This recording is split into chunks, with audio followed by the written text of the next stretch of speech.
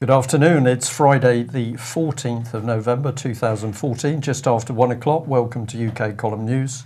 I'm your host this afternoon, Brian Gerrish, and I'm delighted to have in the studio with me Mike Robinson. Oh, yeah. Okay. And of course, Nick is behind the scenes on all matters IT. Well, thank you very much for the reports of weather across Britain. They've been flooding in today. And of course, most of the water pouring down on Scotland. So we've been told it's wild, wet and windy in Angus. It's raining in Edinburgh. Well, we're not really surprised, but we are surprised at sunshine in Mold in North Wales. Apparently this is an annual event, and we understand that there'll be celebration later today. Meanwhile, sun shines on the righteous, and of course here in Plymouth, the sun is burning down, nearly tropical, on the UK Column News office complex. Well, some amazing news today. We're going to take an in-depth look at just the sort of people who are now running Britain. Some of the most scary news I think we've reported. But let's come back to Plymouth and have a look at what we were talking about yesterday, which is postmen who were going to spy on the community to locate missing children or missing people. This was the report from the Plymouth Herald, Plymouth postmen to join the hunt for abducted children. But we've got more amazing things on the way here, because the Herald is now reporting that Plymouth University has been working to bring robots into the classroom in order to help children. Now let's have a look at some of the things they're saying. They're saying robots could be introduced to help children cope with conditions such as diabetes and autism. They are saying that all of this has been tested through dozens of studies involving children 7 to 11 in hospitals, summer camps and schools across Europe. And prototypes were initially tested in a hospital in Milan and 11 other centres across Europe. So this is clearly a European project. And this is the key statement. In many cases where a child has diabetes, you notice their confidence has been knocked, and the robot can help restore that. So we don't need people, Mike. We can use a Plymouth University robot to help our children. And let's have a look at the man concerned. Here he is, Mr. Tony Belpamy, I think it is. So he's Professor in Intelligent and Autonomous Control Systems. And we're just saying, does talking to robots help the interpersonal skills of young children, many of whom already suffer from the negative impact of television, computer games and computers in general? I mean, what's your view, Mike? I think this is clearly a very valuable area of research, and we should just replace all teachers with robots. That's clearly the right thing to do, isn't it? Yeah, so we've got lots of damaged children. We're not looking into whether this come from vaccines or not, but let's get the research into seeing if we can get machines talking to young children, because that's really going to help develop a child into a proper loving human being. Well done, Plymouth University. We did try and get a brief interview with the professor this morning, but unfortunately he left a robot to answer his telephone, and the robot said he wasn't there. Well, everything, of course, based on money, power. Indeed. Yes, so this is an article in today's FT, an opinion piece, the Forex debacle, a scandal to end all scandals, according to Philip Auger. Of course, Forex being foreign exchange. And what he says here is the penny, or whatever currency has just been rigged, may finally have dropped. Prime responsibility for the rigging of the foreign exchange markets rests with the coterie of dealers who were directly involved, but no one emerges unblemished. But if the dealers involved must take most of the blame, the Financial Conduct Authority is right to criticise the traders' managers, he goes on to say. It's all criticism. It's just criticism that we need to offer here. He goes on to say it took a well, he rightly points out that it took a whistleblower and some investigative journalism to do a job that regulators were meant to be doing. So he's criticising the Financial Conduct Authority for not spotting this, and for all the high marks that the authorities now get for firm action in cleaning up the mess. They need to look very hard at themselves. And he points out that there was a meeting of Bank of England officials in 2006 to discuss the manipulation of currency markets. But of course, the currency markets have been being manipulated for decades. and some of the and by some of the darlings of the financial industry, for example, George Soros, and he, as many will remember, was at the heart of the Black Wednesday business in 1992 when sterling was devalued as a result of speculation of a hedge fund. So it's not an accident, or it's not incompetence, and it's not something that's only happened recently, and it's not something that's only happening as a result of the actions of a few. It's a culture within the financial sector. He in this article ends up by saying, yet there are finally some signs that the banking industry has got the message. Traders have seen some colleagues marched off for questioning. Some face the threat of criminal charges. I don't think they do. I think there's still some debate about whether what they did was actually illegal or not. And managers are conducting line-by-line forensic analysis of their business that should have started long ago. Well, let's just remind ourselves of what the fines have been doled out so far. So here we've got JP Morgan. 3 of the world's regulators have issued them with a total of $1 billion in fines. Same for Citibank, 250 million going from the Bank of America. UBS being fined 799 million. HSBC 618 million and 634 million to RBS. And of course, Barclays are well in there as well. But they're still negotiating their position. So, this isn't, a court of law issuing fines as a result of criminal activity. This is a negotiation which is happening between the various regulators and the banks to decide what the appropriate fine should be. And of course, the Financial Conduct Authority this week saying that this money would go direct to the Treasury for good works. We wait with bated breath to find out whether it does actually go on good works or just go straight back into the financial system as a result of paying off some of the outstanding interest. Some of it might go into big society of. I think that's highly likely, Mike. Yeah. But of course, if we just remind ourselves what the situation is, this is an article from earlier in the year, I think, or last year, I can't remember. G20 edging towards the deal on bail-in bonds. So bail-in bonds, of course, we've been told by George Osborne that that banks are no longer in a position to take taxpayers' money. So bailout is no longer on the cards. So they have to issue bonds, which the bondholders would lose their investment in the event that there needed to be a bail-in of the banks. But of course, who is actually going to be on the receiving end of these bail-in bonds? Because of course, the banks can't sell bail-in bonds to other banks or other financial institutions, because that's basically the same institutions bailing out themselves, which clearly doesn't work if you're bankrupt. So who's going to be investing in this? Well, of course, it's going to be pension funds and other similar types of investments. So George Osborne can whine and state all he likes that taxpayers will not be bailing out the banks. We will be bailing out the banks because taxpayers are individuals, and individuals have investments in pensions. And that's the money that is going to be stolen in order to maintain the banks. In the meantime, we've taken several $1 billion straight out of the banks in fines, and in a position where the banks are already insolvent. So we've actually made the situation worse, and nobody is actually up in court. So, Mike, is there anything that's been produced on paper for the public actually saying what the offences are? We've got fines. Where have the actual offences or breaches in the rules been laid out that the public can easily see? Well, it's not easy to see. It's complex, of course, but if you look through the financial press, you can see some of this. But of course, manipulation of currencies, whereas LIBOR was having a direct effect on people because they were manipulating exchange rates, and that was affecting mortgage rates in some cases. In the cases of currencies, you're actually affecting entire nation states. Yeah. So nation states that are struggling to compete on the global market find themselves in even more trouble because they've got no control over the value of the currency relative to others.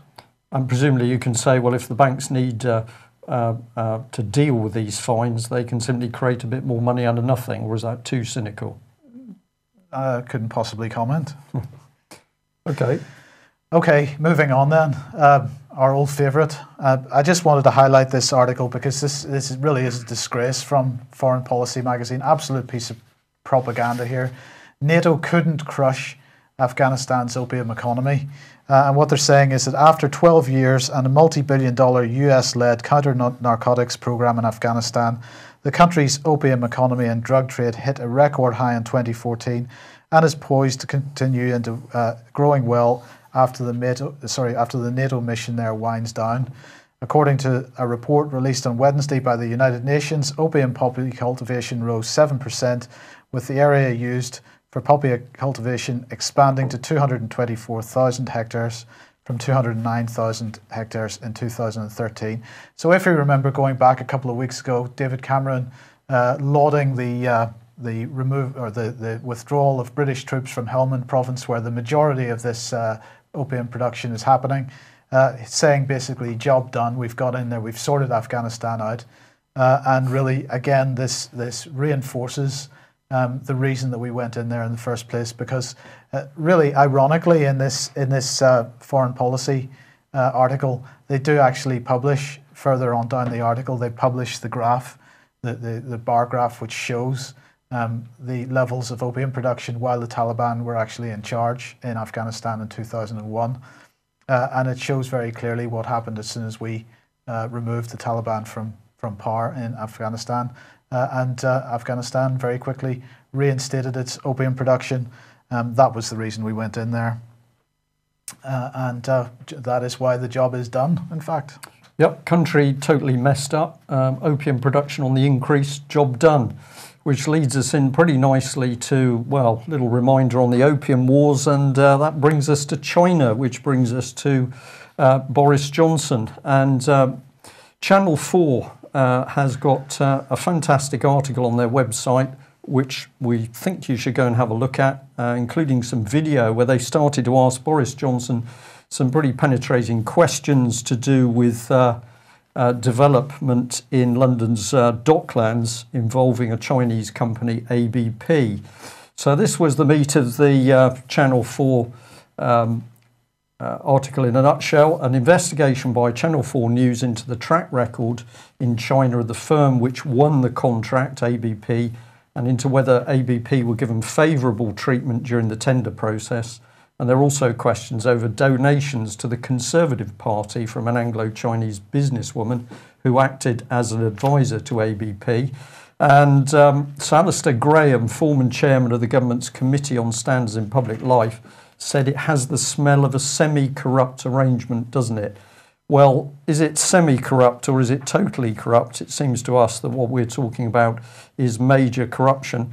Now, there's quite a bit to this story. We may need to have two bites at it, but if we set it out as simply as we can, Boris Johnson at the centre of this, due to his personal involvement within a number of companies, and it's ended up with a key issue that ABP, Chinese company, appalling human rights record, no real record at construction, suddenly wins billion-dollar contract.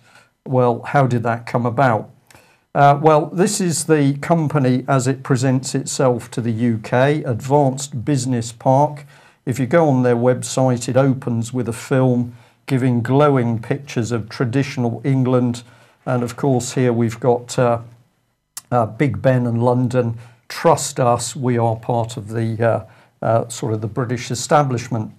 But behind that front is actually a Chinese company, ABP China Holding Group, and they have what many are saying is an appalling human rights record, where in projects in China, they've simply bulldozed people's homes, thrown them out onto the streets, hasn't been any compensation, and many ordinary Chinese people have been trying to fight a battle against these huge Chinese corporations with little success.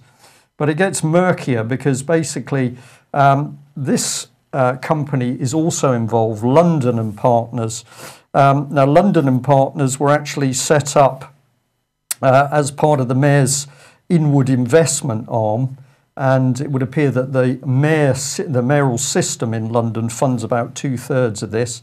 So what the reports are saying, that London Partners are a subsidiary of the mayor appoints the chairman. So people are saying, well, you'd expect the mayor, Boris Johnson, to know what's going on. Why are we interested in London and Partners? Well, because they just happen to share an office in Beijing with ABP, the very same ABP that comes out of nowhere to win a £1 billion contract. But it gets better, because linked in with this is Mr., if I pronounce this correctly, Tongbo Liu, who was ex-head of London and Partners, and he was formerly Boris Johnson's Chinese representative, but he's now simply moved across and is working for ABP Business Park. So no problems there. This is the lady that's been mentioned, Ms. Zhulin Black. She's Anglo-Chinese. She's a businesswoman. She happens to be married to Home Office Minister Lord Michael Bates. But she's also linked to Zhu Weiping, boss of ABP China. And she registered a company called ABP London China, which then helped ABP in China win the contract from Boris Johnson. She also gave the Tories a mere £162,000 as a donation to the Tory party. But of course, she says all of that is completely separate from the business relationship. So well done to Channel 4 for starting to get in amongst what to, I think, the average person would just be in-your-face fraud and corruption. And notice now that David Cameron's Conservative Party is very happy to introduce this criminal aspect, even if it's connected to communist countries overseas, which we are supposed to regard as dangerous and a threat to Britain's national security. At which point I say, Mike, what do you make of it? There's a bit of hypocrisy in that, isn't there? A bit of hypocrisy. Well, a gentleman sent me an email a couple of days ago with some very interesting information, but at the end of it said, Brian, please don't think that Boris Johnson, with his foppish hairstyle and his jokey I'm a bit thick attitude, is a fool. This man is anything but a fool. And the email said to me that I should pay great attention to what exactly Boris Johnson was doing and who his business colleagues were. Well, let's have a look at a little bit of Boris Johnson's connections. And of course, we need to go straight into Common Purpose because Boris Johnson is a big fan of Common Purpose. We just bring up this bit here because Common Purpose is boasting of ventures with Shanghai. Dao Xiang is a venture that expands, enriches and energizes relations between London and Shanghai. It helps bring together leaders from both cities to learn and work together in a fresh and exciting way, and as a result develop innovative approaches to new and old problems. Well, here's Boris right in the middle of the page, and he's saying that it's a great project. It's bringing together the greatest people. He's a big supporter of Common Purpose. Boris Johnson, Common Purpose, totally integrated.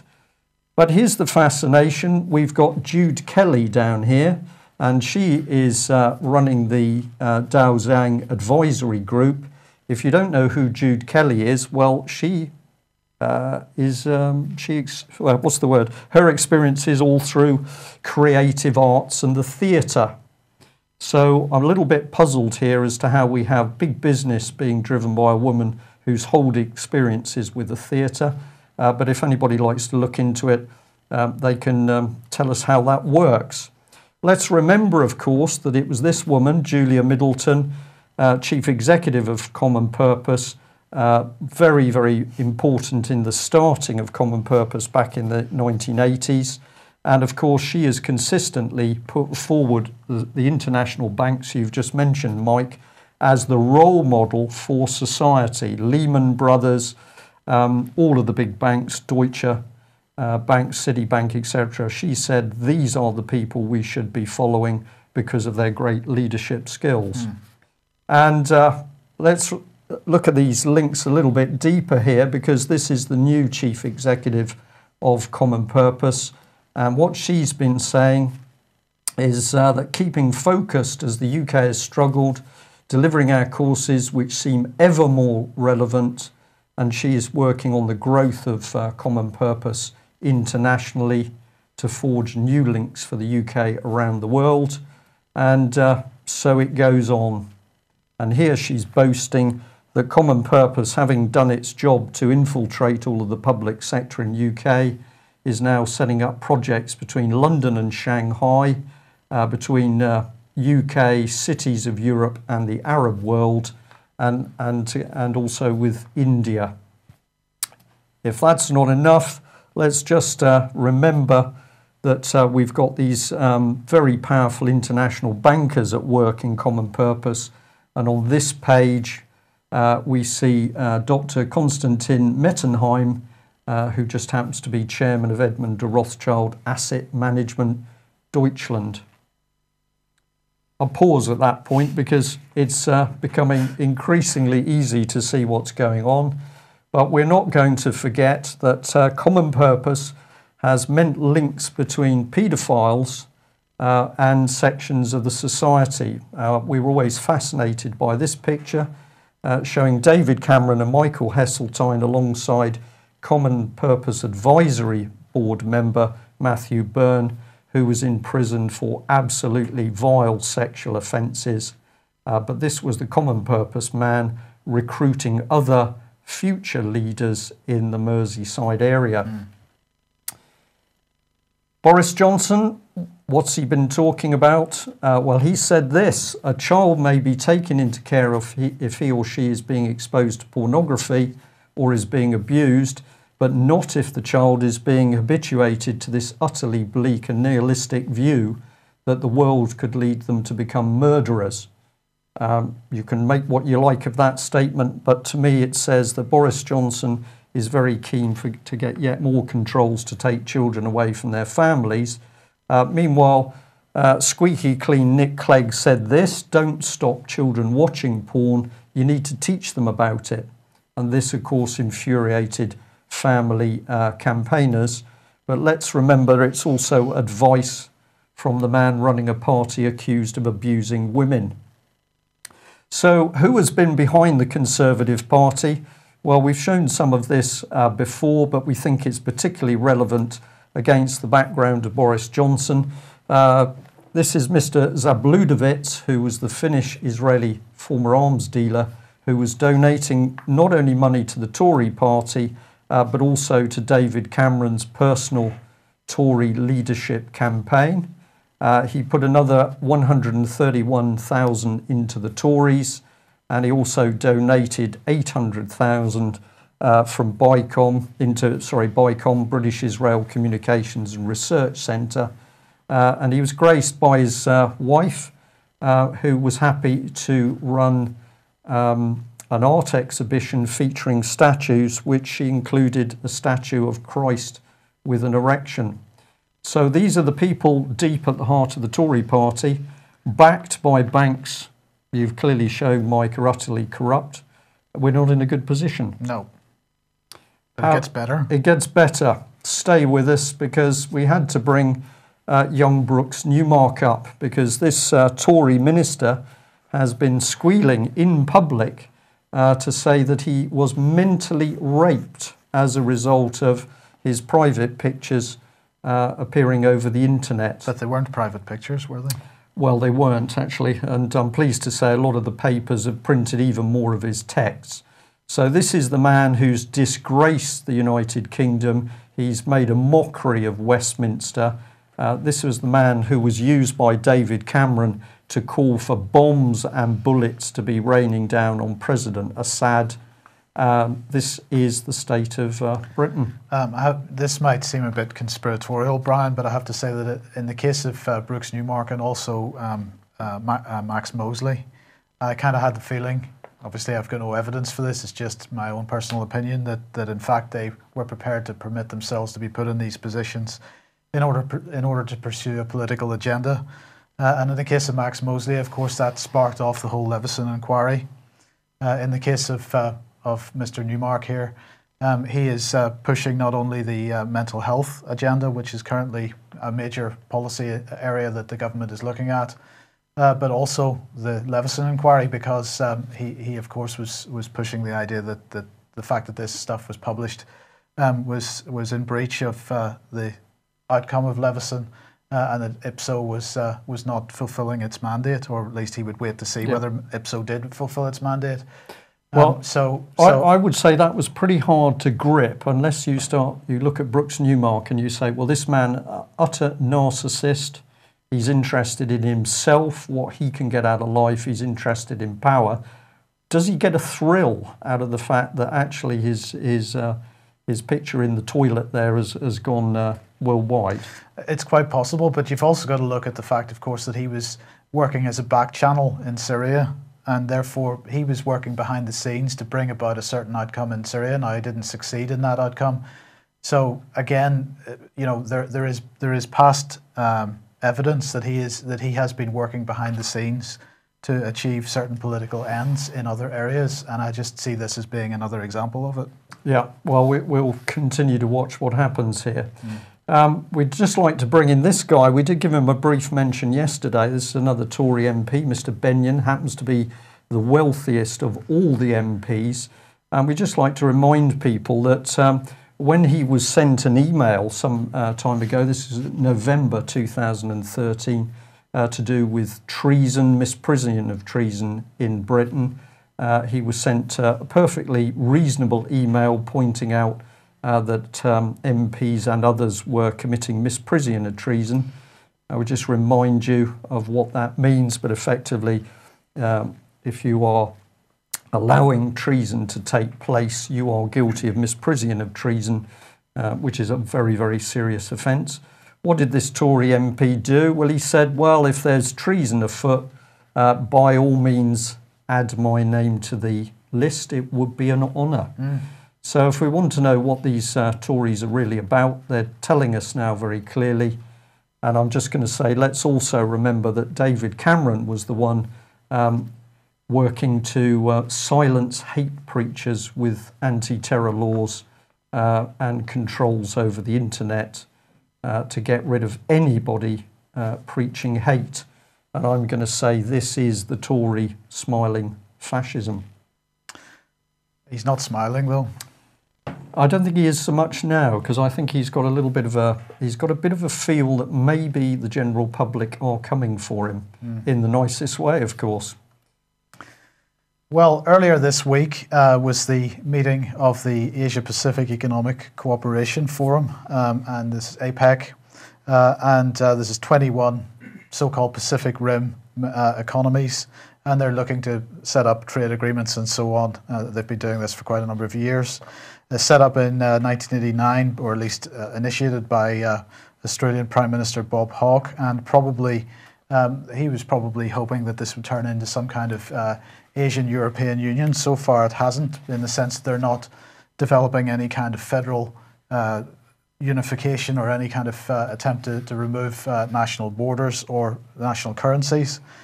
But it has to be said that if you look at this, go and find this article here, things got so awkward between Putin and Obama at the APEC summit.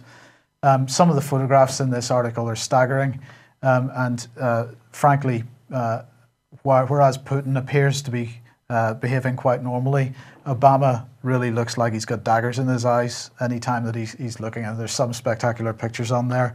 But anyway, of course, earlier in the week it was announced that Obama had won a big win with China over carbon dioxide caps on carbon dioxide levels in China. But of course, this is not the case at all, because China is fully recognizing the pollution problem that they have as a result of the amount of coal that they're burning, and they want to do something about it. So there wasn't really any great achievement here. Obama went to APEC to try and break up the whole BRICS initiative and failed miserably to do so. And this was really the best that they could come out with from the Council on Foreign Relations. So this is carbon tax. This is global warming. Well, what they were attempting to do was to get China to commit to basically reducing the level of industrial development in order to meet some carbon dioxide level agreement. And of course, China is not going to do anything of the kind. They're going to continue developing. That's the whole point of the BRICS initiative. They're going to be a bit more clever about it. They've obviously developed very quickly in the last 40 years and haven't managed to sort of deal with the type of pollution that we in Britain had, at least during the early days of the of industry here. Yeah. So they're going through the same kind of process 100 years later, 150 years later, but they're going to deal with it a bit faster. So I wonder whether it's a bit cynical to say, of course, David Cameron's going to deal with this by using Admiral Morizetti. British fleet's going to go over there in order to tackle global warming in China. Yes. You'll have to see our news from yesterday, probably, if you don't get where we're headed on that one. But of course, that was earlier in the week. Today is the beginning of the G20 meeting in Brisbane, and the leaders are beginning to gather there. David Cameron, of course, gave a press conference. Well, he's tweeted it out. In fact, he said, "The Australian Prime Minister and I agree growth, jobs and security will be the heart of this G20. Well, actually what he said then was, "As I said in my speech to the Australian Parliament, we have to deal with the threat of foreign fighters planning attacks against our people. So we will be introducing a new counter-terrorism bill with new powers for the police at ports to seize passports, to stop suspects travelling, and to stop British nationals who travel abroad to fight from returning to the UK unless they do so on our terms. The new rules prevent airlines that don't comply with our no-fly lists or our security screening measures from landing in the UK. But as well as dealing with the consequences of this threat, we also have to address the root cause. And let's be frank, it's not poverty or exclusion from the mainstream or foreign policy. No, the root cause of the challenge we face is the extremist narrative. So we must confront this extremism in all its forms. We must ban extremist preachers from our country, and we must root out extremism from our schools, universities or prisons." But in fact, the British government seems to be sort of promoting much of this extremism. Well, I'd say so.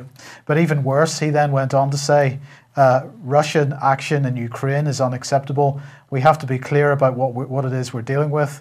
It is a large state bullying a smaller state in Europe.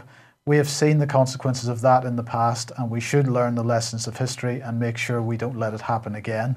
And really, all the mainstream media, not just in the UK, but in other countries as well, reading this as being a reference to Nazi Germany. And being pretty critical of Cameron's attitude here. We've got Noam Chomsky coming out this week and saying we've never been closer to nuclear war than we are at the moment. Even Henry Kissinger saying, what was it he said, that what's going on at the moment is sheer insanity.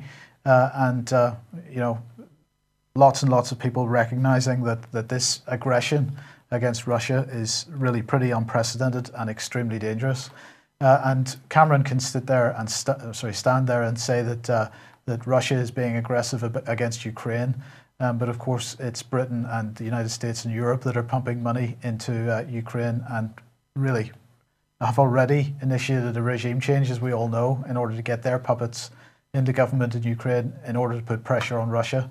So very dangerous situation. They're clearly not going to let it go. They're starting to wind up the situation in Syria again, as far as home politics is concerned, and the aggression at APEC against Putin and the continuing aggression at the G20 against Putin is really extremely dangerous. And if we want to do something about it, we've got to deal with the likes of David Cameron, who is closer in my eyes to Adolf Hitler than anybody else available in the political arena There's today. going to be a knock on the door because free speech, Mike, is virtually gone in UK. So will we be here Monday? There's going to be an element of tension over the weekend. You've criticised David, our King Cameron. I think we can expect the local Gestapo to be at the door pretty quickly. Yes. And of course he is doing everything that he can in order to try to break up the BRICS. So now he's having meetings with Prime Minister Modi, who's the Prime Minister of India, inviting him to the UK. I don't think he's going to get too far with that. But anyway, there you go. It is what it is. We'll see what the outcome of the G20 is in the end. We will. G20 is a pretty good snake logo for people who like that sort of thing. But let's come back to the subject of child abuse. Now, we know there's breaking news around Elm House, and I understand that the police are now finally talking about murder investigations. Well, that's interesting. Nottinghamshire police are certainly not talking about murder investigations, although the death of children was one of the key pieces of information put to them by whistleblowers over Beechwood. So this may be more media hype. Let's come in a different direction. The Oxford Mail ran a story where the council had been criticised because a young lady had been subjected to pretty unpleasant, unwanted harassment, sexual harassment by a colleague, and the whole matter was actually covered up. This is part of the report here, and a judge commented on that. He said the authority had been too slow to refer the complaint made against Roads and Transport Team Leader Peter Brown to the police.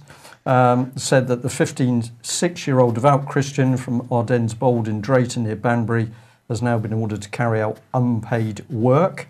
But the judge actually said this, an Oxford Council investigation did not resolve everything, not least because for some reason the allegation of criminal assault was not referred promptly to the police as it should have been for investigating in the usual way. And I'll just draw your attention here to the fact that they bring in very casually that the abuser, of course, is a devout Christian. Maybe this is an accident. Well, who knows? But let's compare this with what was going on around the abuse of youngsters at Oxford and Cherwell Valley College. And of course, it was this gentleman, an Asian man, who made over 80 reports of abuse of white youngsters to Thames Valley Police and to Oxford City Council, County Council and the local safeguarding team, and they covered it up. And we produced a front page here, Birds of a Feather, a Conspiracy of Silence, in which we pointed out that Oxford City Council and Oxford and Cherwell Valley College, together with Thames Valley Police, lost or destroyed internal documents, which were these gentlemen's reports of the abuse of children, and they failed to carry out any police investigations.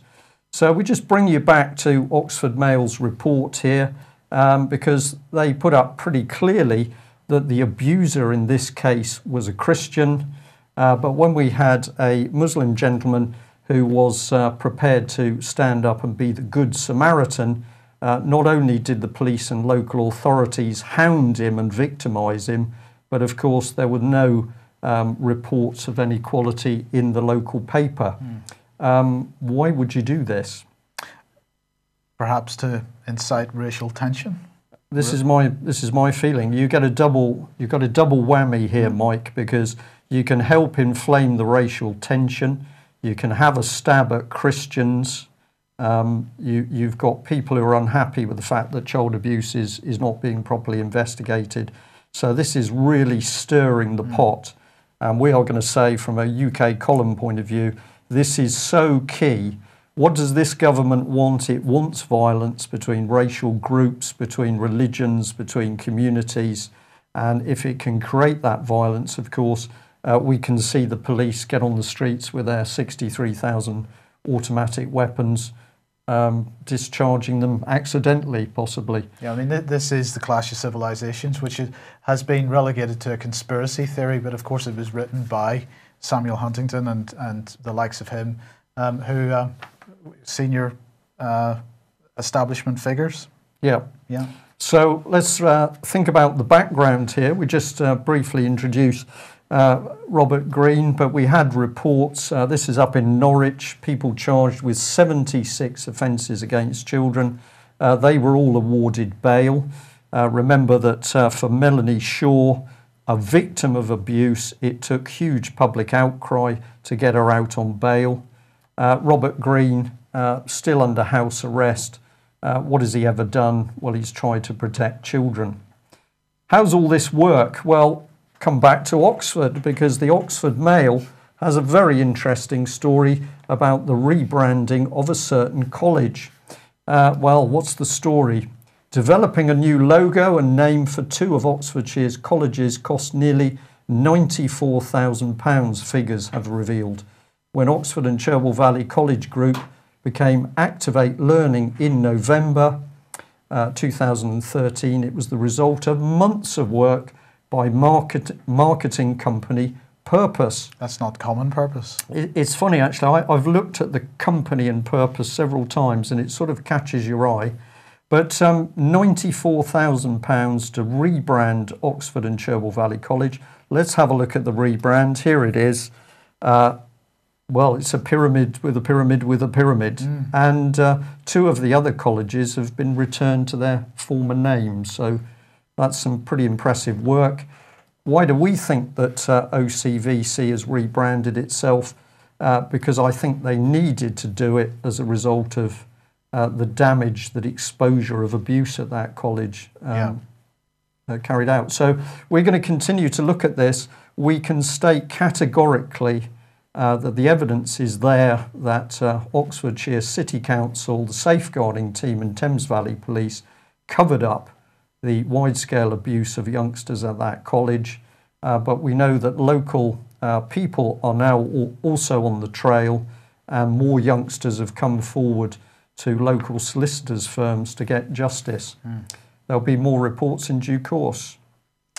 Right, well, a few days ago, or maybe last week, we were talking about unsettlement on this, among communities in Europe, in Belgium and in France, for rioting and various demonstrations. It's now moved into Italy, and of course in Italy and in Poland they're talking about xenophobic, right-wing, nationalist. So in Rome it's a xenophobic violence, and in Poland it's nationalist riots. So real moves. I'm not really going to say any more about this, just incitement of this type of activity on the mainland of Europe at the moment. We just keep an eye on that, because of course that's what governments are looking for in order to shut down or bring in civil contingencies type legislation everywhere and shut down human rights. Yeah. I just wanted to highlight this article from the National Secular Society, and this is a new Magna Carta. This is really highlighting the work of Graham Allen MP, who is an honorary associate of the National Secular Society. And of course he wants to replace the Magna Carta. They've got a so-called consultation going on as part of the constitutional reform agenda, and they want to create a Constitutional Consolidation Act as one option that they're proposing. But at the end of the day, they want to codify the Constitution in a form that they appreciate, which of course will remove any notion of God-given rights, because of course if you're a national secular society you can't imagine God-given rights, and replace them with human rights, because at that point humanity and human beings are the top of the pyramid, and there can be no higher power.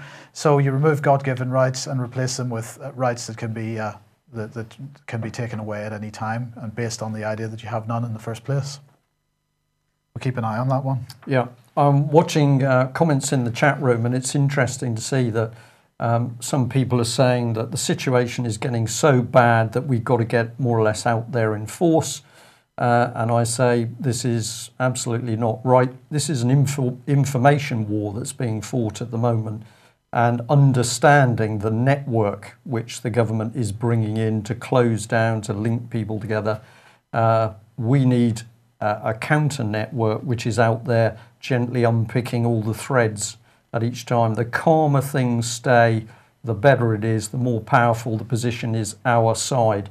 So I'm going to say quite happily here, you are not going to see the UK column calling for revolution. Anyone calling for revolution and violence on the streets at the moment is absolutely playing into the hands of this vicious emerging dictatorship.